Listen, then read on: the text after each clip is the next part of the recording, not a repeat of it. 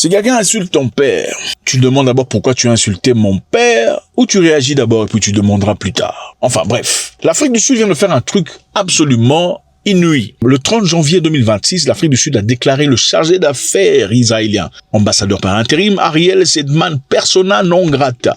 Persona non grata veut dire personne non désirée sur le territoire. On lui a accordé 72 heures pour libérer, quitter le territoire. Ça ne rigole pas. Le monsieur a été accusé d'avoir insulté le président Cyril Ramaphosa à travers ses tweets sur les médias sociaux. Israël a réagi brutalement aussi en réciprocité en renvoyant le représentant sud-africain en Afrique du Sud. Et je pense que c'est intéressant. Pourquoi? Parce que on voit très rarement ce genre de situation venant des leaders africains.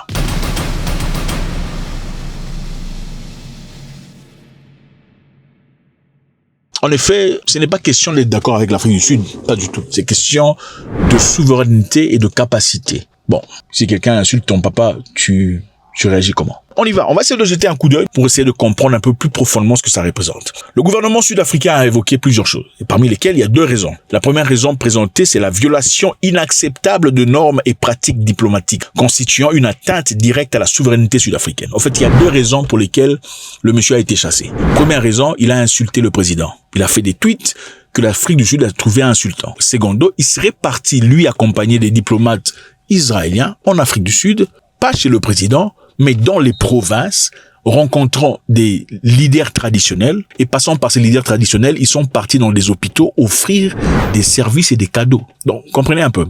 Vous êtes un représentant diplomatique.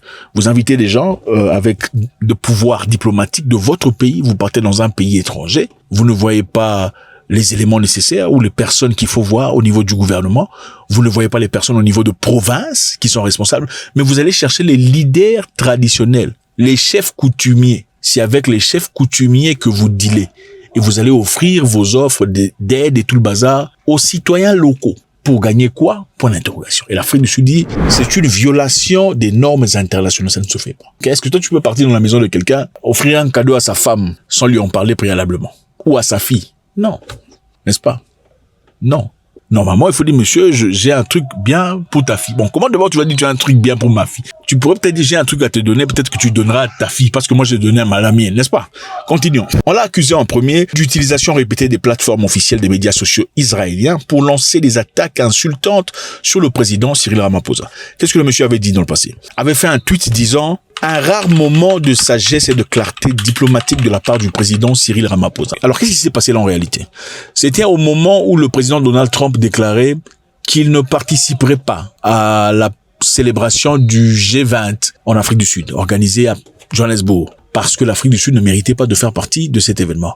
En ce moment-là, il disait aussi que nous n'inviterons pas l'Afrique du Sud à notre organisation de la G20. Franchement, regardez ce qui se passe dans certaines régions d'Afrique du Sud. Regardez l'Afrique du Sud. Que se passe-t-il? Regardez l'Amérique du Sud. Que se passe-t-il? Vous savez, je n'irai pas. On organise une réunion du G20 en Afrique du Sud. L'Afrique du Sud n'a même plus sa place au G20. Et c'est en ce moment-là que ce représentant israélien a fait un commentaire sur Twitter disant « Un rare moment de sagesse et de clarté diplomatique par le président Cyril Ramaphosa ». Je recommence. Lis encore, écrit, un rare moment de sagesse. Quand on dit un rare moment de sagesse du président, c'est-à-dire que le président n'est généralement pas sage. Parce que rare, ça veut dire quoi? Rare moment de sagesse. Ce n'est pas un moment de sagesse, c'est un rare moment de sagesse. C'est que monsieur le président n'est jamais sage. Et de clarté diplomatique. Donc monsieur le président n'a jamais de clarté diplomatique parce que c'est rare. N'est-ce pas ou pas? Où on essaie d'identifier si les Sud-Africains ont pris ça de la bonne façon ou pas. Un rare moment de sagesse de la présidence et de clarté diplomatique. Alors les Sud-Africains, comme ils aiment pas les foutaises, comme les amis ivoiriens disent, ils aiment pas foutaises, ils ont dit, bon, ok, monsieur, prenez vos clics et vos claques, 62 heures ou 66 heures, partez. Alors, en réciprocité, Israël a réagi en renvoyant aussi le représentant sud-africain Sean Edward Benevelt, diplomate sud-africain basé à Ramallah, qualifiant la décision sud-africaine de unilatérale et sans fondement. Cet affrontement diplomatique, évidemment, se produit dans un contexte de relations déjà très tendues entre les deux pays. Alors, on va essayer de comprendre. La première raison, c'est laquelle? Le monsieur a été impoli envers le président, d'après les Sud-Africains.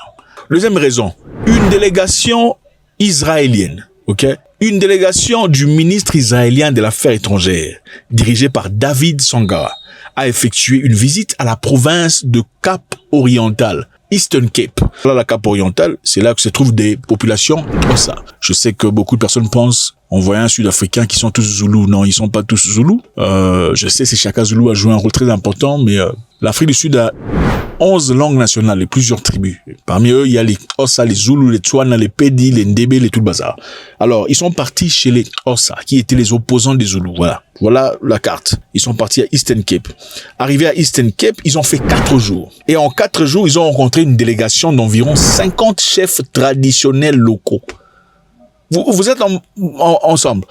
Vous quittez votre pays, vous entrez chez les gens, vous ne discutez pas avec le gouvernement, vous ne discutez pas avec le gouvernement provincial, vous allez voir les chefs traditionnels, 50 chefs locaux, et visiter plusieurs institutions publiques, visiter les institutions publiques d'un pays étranger, y compris l'hôpital général de Mthatha, l'hôpital universitaire Nelson Mandela. Sujet abordé, qu'est-ce qu'ils ont abordé comme sujet là-bas, ok?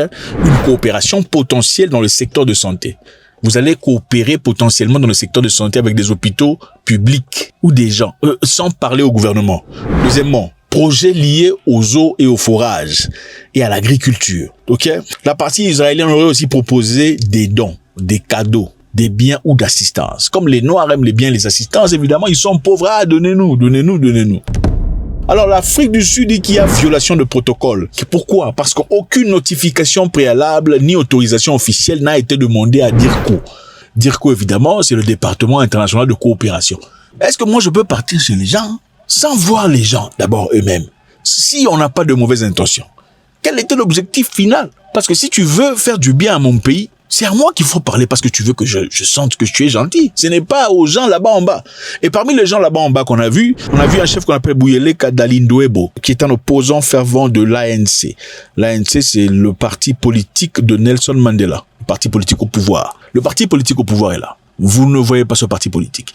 Vous ne voyez pas son gouvernement. Vous ne voyez pas le gouvernement provincial, mais vous allez voir des chefs traditionnels, parmi eux une personne qui n'aime pas le gouvernement actuel, pour vous emmener dans des hôpitaux et ailleurs, donner des dons et offrir des hôpitaux. C'est quoi l'objectif? Question mark. Alors, en conclusion, l'Afrique du Sud a perçu ceci comme atteinte directe à la souveraineté de l'Afrique du Sud dans le contexte fort des relations bilatérales. Inacceptable. Nous savons tous que les relations entre les deux pays sont très difficiles. Depuis que l'Afrique du Sud a fait la demande d'incriminer Israël pour ses œuvres à Gaza. On se pose la question ici. Est-ce que le gouvernement sud-africain est finalement en train de rejoindre Julius Malema? Regardez ce que Julius Malema avait à dire. Une action concrète serait de fermer cet Israël. Qui sommes-nous? Nous combattons. Que cela vous plaise ou non, nous combattons. Une guerre est en cours. L'Amérique mène la charge. Voilà notre position sur Israël. De quoi avez-vous encore peur? Fermez l'ambassade d'Israël. Nous ne pouvons pas partager un territoire. Nous ne pouvons pas partager notre terre avec des meurtriers. Malema a toujours été un fervent non amoureux de Israël. Ça, c'est évident. Mais dans ce cas, est-ce que c'est justifié? Est-ce que vous pensez que le gouvernement sud-africain a été un peu trop fort dans sa position en demandant ce chargé d'affaires israélien de quitter le territoire? Est-ce que Israël voulait simplement peut-être une gentillesse ou une sympathie à l'égard des Noirs sud-africains qui traversent des moments difficiles en leur offrant des histoires et des opportunités? Est-ce que Israël voulait simplement s'investir gentiment? Et la question sur le choix des personnes, c'est-à-dire les leaders traditionnels. Pourquoi Buyeleka Ndalidoebo? C'est une personnalité controversée. C'est un roi. Ok, c'est un roi qui a, dans le passé, fait tabasser un jeune homme de 18 ans. Après être tabassé, le petit, malheureusement, a perdu la vie. Et comme les Noirs, généralement, pensent qu'on est au pouvoir, on peut faire tout ce qu'on veut. On l'a emmené en justice pour ça, pour avoir tué le petit. Et étant en justice, il a été condamné pour homicide involontaire ou quelque chose comme ça. Homicide deuxième degré, un truc comme ça. Les gens intelligents la savent. Mais quelque temps, il a été jeté en prison pendant un temps, malgré son pouvoir, par le gouvernement de l'ANC qui manifestement voulait faire respecter la loi, même si on est roi. Et quelques temps plus tard, il a été pardonné quelques années plus tard. Et est-ce peut-être la raison pour laquelle il n'aime pas ce gouvernement? Et ce serait évidemment un pion, les maillons faibles, en tout cas dans ce cadre géopolitique, pour s'insérer. Encore une fois, le président Cyril Ramaphosa était-il un peu trop chaud dans son choix? Encore une fois, le gouvernement du président Cyril Ramaphosa était-il peut-être un peu trop chaud dans cette situation en demandant M. Ariel de quitter le territoire pour avoir fait un commentaire disant « c'est un rare moment de sagesse du président de la République ». Est-ce ou bien vous pensez que les Sud-Africains font ce qui est nécessaire pour se faire respecter? Faites-moi savoir ce que vous en pensez. Mais je vous rappelle en passant que ce monsieur ici, Ibrahim Rassoul, qui était ambassadeur sud-africain aux États-Unis d'Amérique, à l'arrivée de Donald Trump a fait un commentaire disant que Trump faisait tout faire plaisir aux populations blanches dans le monde qui s'y sont senties marginalisées par l'égalité. Après avoir fait ce commentaire, qu'est-ce qui s'est passé? On lui a demandé de quitter le territoire. Exactement comme on demande de quitter le territoire au monsieur israélien. Est-ce que Trump, lui, peut le faire, pendant que l'Afrique du Sud ne peut pas le faire? L'Afrique du Sud est actuellement confrontée à une étrange controverse. Qu'est-ce qui se passe en réalité? C'est le cas d'un invité controversé dans un important mouvement militaire. BRICS, nous connaissons tous BRICS. Qu'est-ce qui s'est passé aujourd'hui? Plus tôt cette année, l'Afrique du Sud a organisé un vaste manœuvre militaire de BRICS. C'était une première par un organisateur africain. C'était inédit. Ceci, évidemment, a réuni la Chine, l'Iran et tout le reste du BRICS. La Chine et l'Iran ont déployé des destroyers navals. La Russie et les Émirats arabes unis ont déployé des corvettes. L'Afrique du Sud a déployé une frégate. En fait, évidemment, les Émirats arabes unis, pour beaucoup de personnes qui ne savent pas, font aussi partie du BRICS. Alors, pendant ce temps, l'Inde a catégoriquement ignoré ces exercices militaires. Je sais, c'est quand même bizarre. L'Inde fait partie des pays créateurs de BRICS. Le voir ignorer cet exercice est très intéressant et on va les décortiquer tout de suite. Alors pourquoi les gens sont mécontents et pourquoi on se pose des questions? On se pose des questions pour savoir pourquoi est-ce que le président sud-africain aurait donné des instructions à son ministre de Défense lui demandant d'exclure l'Iran de ses entraînements. Voyons maintenant voir pourquoi l'Inde n'a pas fait partie de cet exercice. L'Inde a précisé que l'exercice appelé Wheel of Peace 2028 a été initié par l'Afrique du Sud et n'était pas officiellement sanctionné en tant qu'activité institutionnelle par le BRICS, c'est-à-dire en français simple, pour nous les villageois. C'est-à-dire que l'Inde ne participerait pas à une histoire organisée par l'Afrique du Sud si ce n'est pas organisé ou agréé par BRICS. Donc l'Inde participerait seulement aux exercices officiellement approuvés dans le cadre de BRICS. Mais en réalité, beaucoup de personnes pensent que l'Inde le fait parce que l'Inde est sous pression des États-Unis d'Amérique. Ils ont peur de perdre accès au marché américain. Est-ce que l'Inde fait apparence de couardise peut-être ?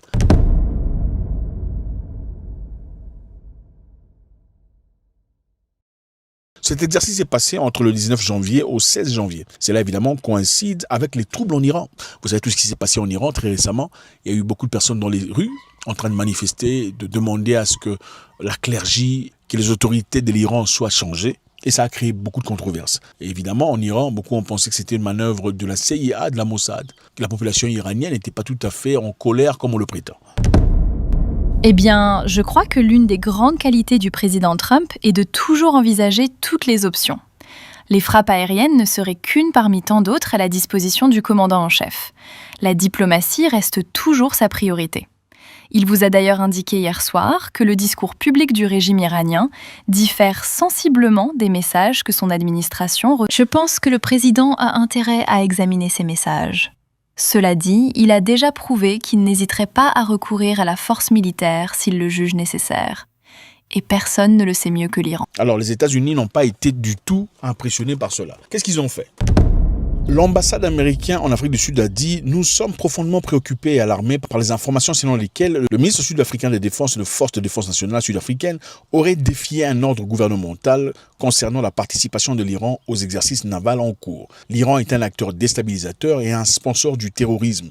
Son inclusion dans les exercices conjoints compromet la sécurité maritime et la stabilité régionale. » Il continue en disant « Il est particulièrement inadmissible que l'Afrique du Sud ait accueilli les forces de sécurité iraniennes alors qu'elles tiraient, emprisonnaient et torturaient des citoyens iraniens, engagés dans une activité politique pacifique. Les mêmes droits pour lesquels les Sud-Africains se sont battus durement. » De toute façon, on est en train de dire aux Sud-Africains, vous êtes battus contre l'apartheid, vous avez lutté pour votre liberté, pourquoi ne permettez-vous pas aux Iraniens de lutter pour leur liberté?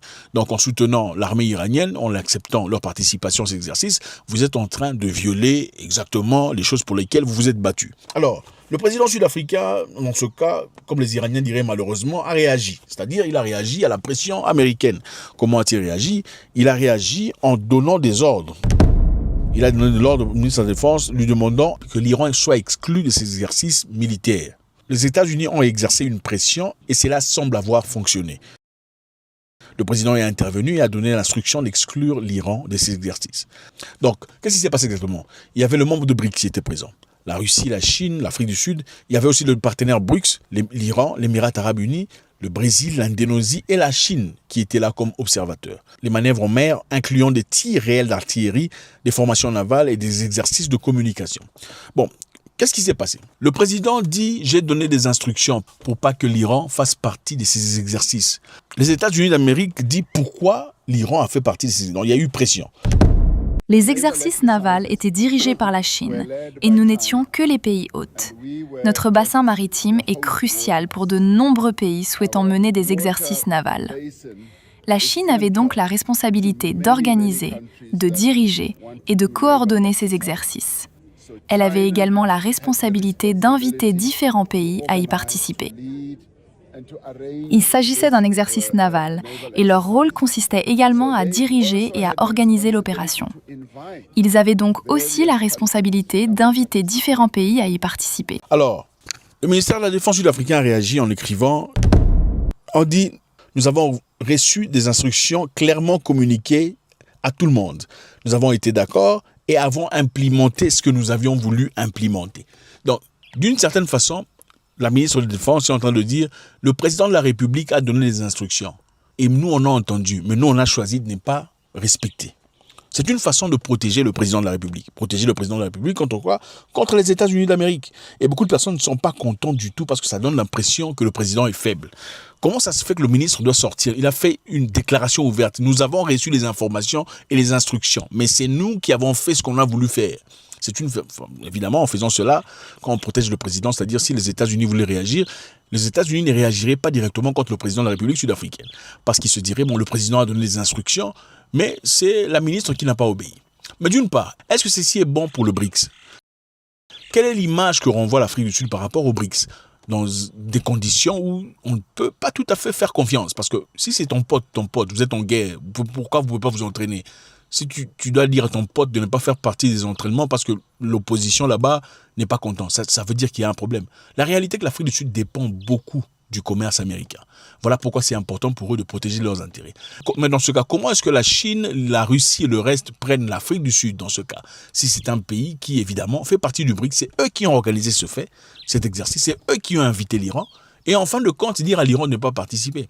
Et aussi la ministre de Défense, qui par elle-même a vu que ce serait complètement incohérent d'inviter l'Iran et ensuite dire aux Iraniens de ne pas faire l'entraînement.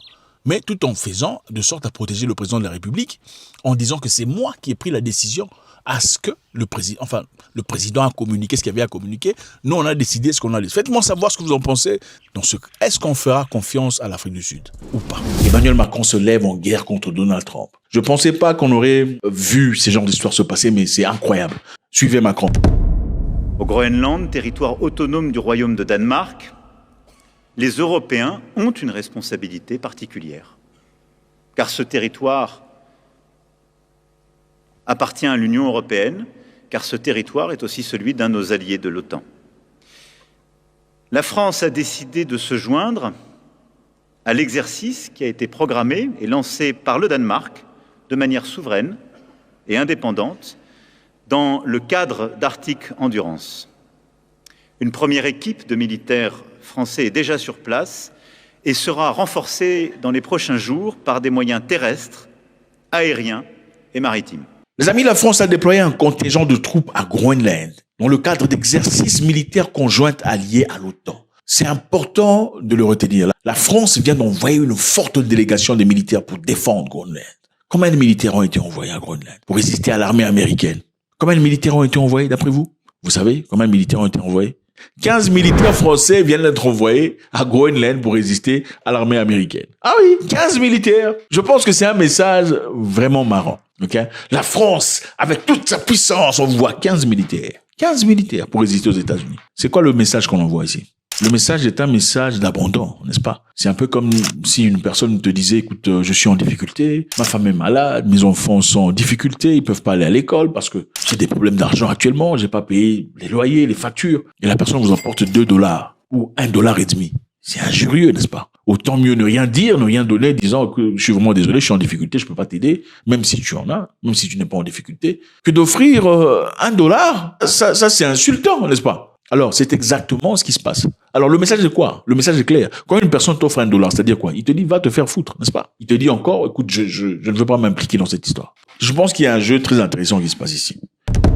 Selon la loi de l'OTAN, les règles disent que si un membre de l'OTAN se fait attaquer par qui que ce soit, les autres membres de l'OTAN sont sous l'obligation de réagir et de protéger le membre de l'OTAN qui vient de se faire attaquer, n'est-ce pas? Pour pas que ça donne l'impression que l'OTAN n'a rien fait pour Groenland, en envoyant 15 militaires. Au fait, la Norvège a envoyé 2 militaires, 2 officiers.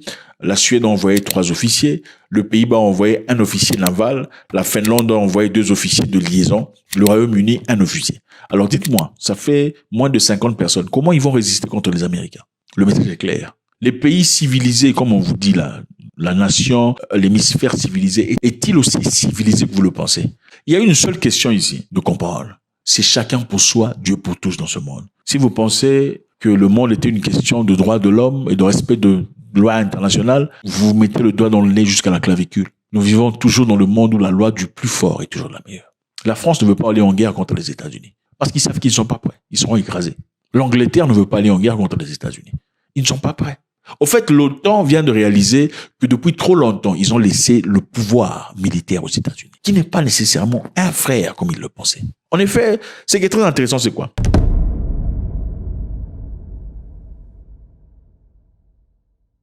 Au-delà des troupes françaises, la France vise à accroître ses dépenses militaires à 36 milliards d'euros. 36 milliards, Macron disait, avec emphase, parce qu'ils réalisent combien ils sont restés en arrière, combien ils ont laissé leur destin entre les mains des États-Unis. 36 milliards d'euros de 2026 à 2030 sera plongé dans l'armée française pour développer ce qui est de très important pour eux. Les missiles balistiques, les missiles hypersoniques et tout le bazar. Parce qu'ils sont en retard. La France n'a rien à dire aujourd'hui, contrairement à ce qu'ils pouvaient faire dans le passé. Et ce n'est pas seulement la France, il y a l'Allemagne, il y a l'Angleterre, il y a d'autres. Ils ont laissé toute leur défense entre les mains des États-Unis d'Amérique. Alors,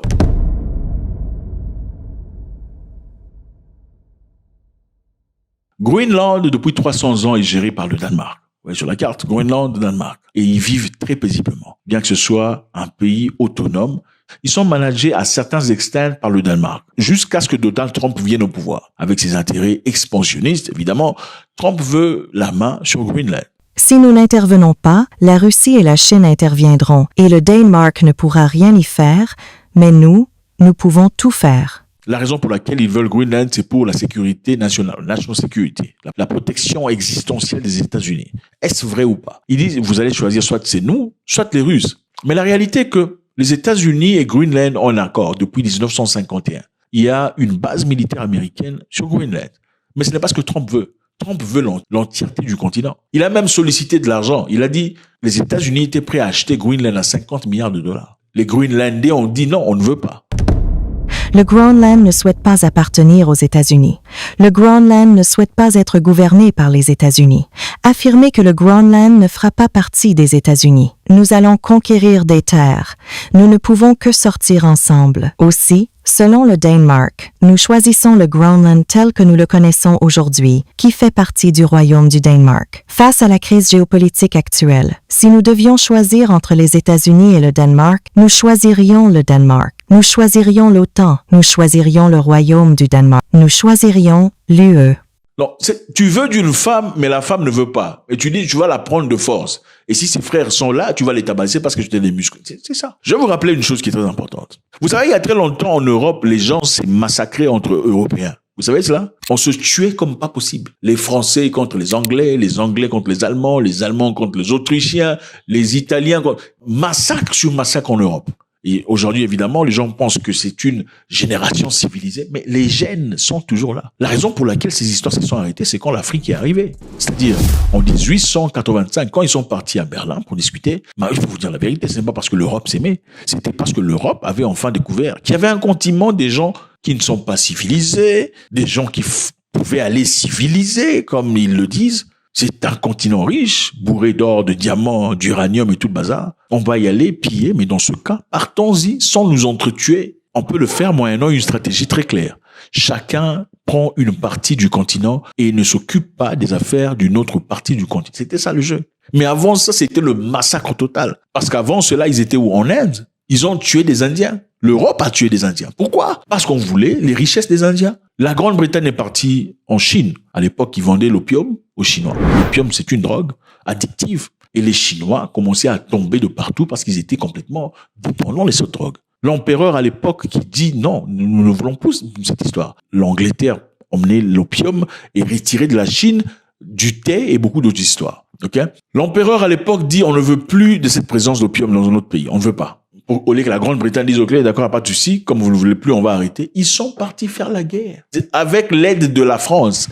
Les Anglais, avec l'aide de la France, sont partis bombarder les Chinois. Ils ont assujetti les Chinois et ont forcé leur drogue aux Chinois. C'était pourquoi? Pour les ressources. C'est toujours pour les ressources. Pour les ressources, il n'y a pas de droit international. Pour les ressources, on peut faire n'importe quoi. Pour les ressources, c'est 2 poids, 2 mesures. Et rappelez-vous, il n'y a pas très longtemps, quand la Russie partait en Ukraine, tout le monde s'est levé. La France, l'Angleterre, l'Allemagne, on voulait aider l'Ukraine financièrement.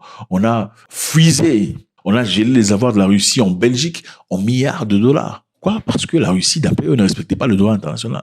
Mais où sont ces armes, que les Français étaient prêts à donner aux Ukrainiens? Où sont ces histoires qu'on voulait donner aux Ukrainiens? Pourquoi on ne donne pas ça aux Danois? Mais la France et l'Angleterre étaient prêts à envoyer des militaires en Ukraine pour garder la paix.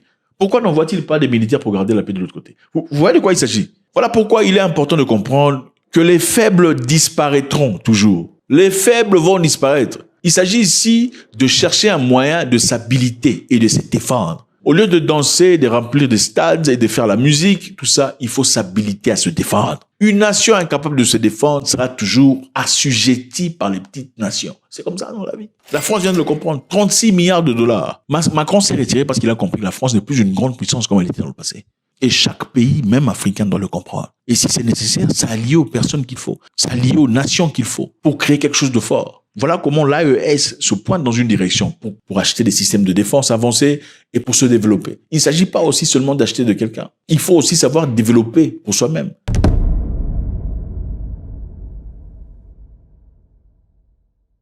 Rappelez-vous que l'OTAN achète ses armements principalement d'entreprises américaines. Donc, quelque part, ils sont assujettis. Enfin, chaque membre de l'OTAN est obligé de dépenser un certain pourcentage de son PIB pour acheter les armements pour interopérabilité comme membre de l'OTAN. Beaucoup de pays ont arrêté de produire leurs propres armements. C'est-à-dire, tu as fait confiance en quelqu'un un peu trop, jusqu'au point où maintenant tu te rends compte que la personne à qui tu as fait confiance peut se tourner le dos vers toi. Et ceci veut dire qu'il ne faut pas essentiellement se tourner vers la Chine ou la Russie à 100%. Il faut investir.